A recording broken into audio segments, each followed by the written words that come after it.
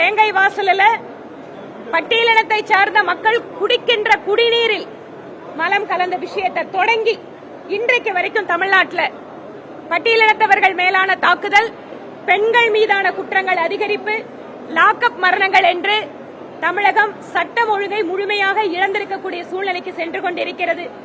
சிறிது சிறிதாக இந்த திமுக அரசு தன்னுடைய தார்மீக கடமையிலிருந்து முழுமையாக விலகி சென்றுள்ளது என்பதையே இந்த லாக்அப் மரணம் காட்டுகிறது.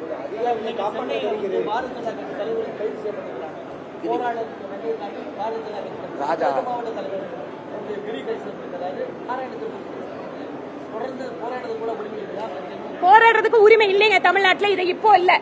மதுரையில எப்பமா நீங்க இந்த போராட்டம் போனீங்க? 6 மாசம் இருக்குமா?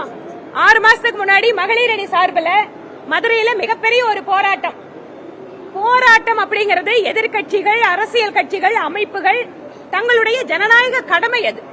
ஆனா அதை கூட செய்வதற்கு இந்த அரசு அனுமதிக்கவில்லை. இவங்களெல்லாம் எடுத்துட்டு போய் எடுத்து ஒரு மாட்டுக்கொட்டையில் அடைச்சு வச்சாங்க. இது எங்களுக்கு மட்டும் இல்லைங்க, பாமக இதே மாதிரியான குற்றச்சாட்டு சொல்றாங்க. இதே மாதிரி மற்ற அதிமுக கட்சியினுடைய ஆர்ப்பாட்டங்களுக்கு தடை விதிக்கப்படுகிறது. எந்த ஒரு அரசியல் கட்சியுமே தங்களுடைய எதிர்ப்பை தெரிவிக்க, ஜனநாயக வழியில் போராடுவதற்கு இந்த அரசியலமைப்பு சட்டம் கொடுத்த உரிமைகளை திமுக அரசு மறுக்கிறது. மத்திய அரசு உரிமைகளை பாதுகாத்து சொல்லியிருந்தீங்க.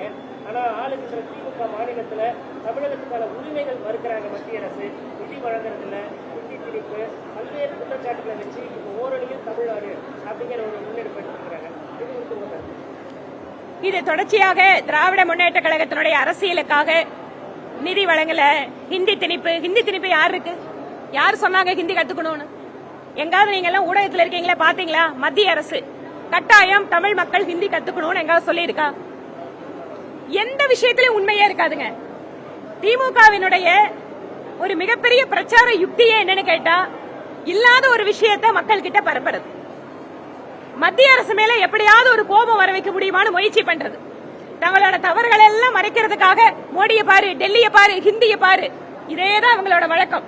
ஆனா இதுக்கு மேல இவங்களோட பிரச்சார யுக்தி இங்க ஒன்னும் வேலைக்கு ஆகாது. மக்கள் தெளிவாயிட்டு இருக்காங்க.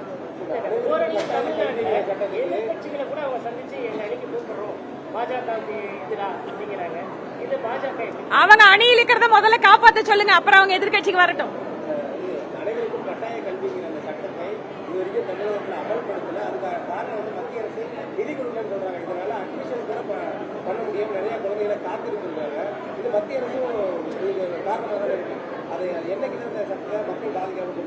இல்ல, எந்த ஒரு மக்களும் பாதிக்கப்படணும்னு மத்திய அரசு நினைக்கலைங்க.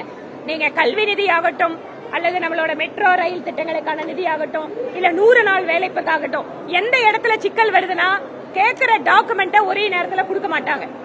குற்றச்சாட்டு வருது, அதுல ஒரு ஊழல் நடைபெறுகிறது, இல்ல தவறுகள் நடைபெறுதுன்னு சொன்னா மத்திய அரசு கேள்வி கேட்டா பதில் கொடுக்க மாட்டாங்க. அப்போ நம்மளோட பணத்தை மத்திய அரசு சரியான விதத்துல தான் கொடுக்க முடியும். இவங்க என்ன பண்றாங்க? இங்க நடக்கிற எல்லா தவறுக்கும் உடனே மத்திய அரசு பணம் கொடுக்கல. ஆனா நீங்க எங்க கொடுக்கல? 100 நாள் வேலை வாய்ப்பு திட்டத்துல எத்தனை முறைகேடுகள்? இத பத்தி மத்திய அரசு கேட்டா கேள்வி எல்லாம் கேட்க கூடாது, நாங்க கேட்டா பணம் வந்துடணும். இந்த மனப்பான்மையில தான் மாநில அரசு. நிதியமைச்சர் ஏற்கனவே சொல்லியிருக்காங்கல்ல, நிதியமைச்சர் ஏற்கனவே தெளிவா சொல்லிட்டாங்கல்ல, யூடிசி எங்க, யூட்டிலைசேஷன் சர்டிபிகேட் எங்க, ஏற்கனவே கொடுத்த நிதிக்கு யூட்டிலைசேஷன் சர்டிபிகேட் கொடுத்தாருன்னா அம்மா சொல்றாங்க. யூட்டிலைசேஷன் சர்டிபிகேட் கொடுக்காத போது இவர் எப்படியோ தொடர்ந்து இதே பொய் பிரச்சாரம் தானே, இது அதான பொய் பிரச்சாரம் தானே. அண்ணனே தான் கேள்வி கேட்பாரா? வேற யாருக்கும் வாய்ப்பு இல்லையா?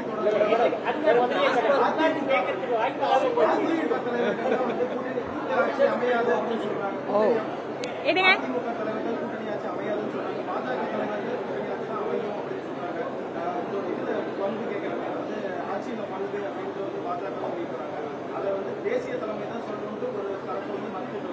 ஒரு தரப்பு இல்லைங்க, எல்லா தரப்பும் அதான் பதில். நான் தேசிய தலைவர், அதனாலதான் சொல்றேன். இத பத்தி யாரு முடிவெடுக்கணும்னா எங்களோட தேசிய தலைவர் முடிவெடுப்பாரு. சரிங்களா? முதல்ல 26 எலெக்ஷன்ல திமுகவை வீட்டுக்கு அனுப்புறோம். அதுக்கப்புறம் நாங்க என்ன பண்ணணும் அப்படிங்கறத அப்புறம் பாத்துக்கிறோம்.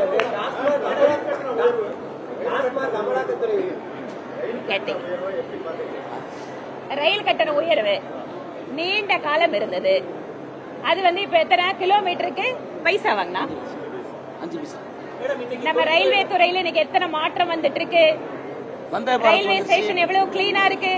நம்மளுக்கு எத்தனை வந்தே பாரத் வருது. சேலத்துக்காரங்களுக்கு பாருங்க, பெங்களூர் போனாலும் உங்களுக்கு தான் பிரயோஜனம், கோயம்புத்தூர் வந்தாலும் உங்களுக்கு தான் பிரயோஜனம். எத்தனை வந்தே பாரத். அதனால ஒரு சிறு அதுவும் பைசா கணக்குல தான் வந்து அதனோட ரேட்டை வந்து இன்க்ரீஸ் பண்ணிருக்கோம். செய்திகளை உடனுக்குடனும் துல்லியமாகவும் தெரிந்து கொள்ள சப்ஸ்கிரைப் பண்ணுங்க.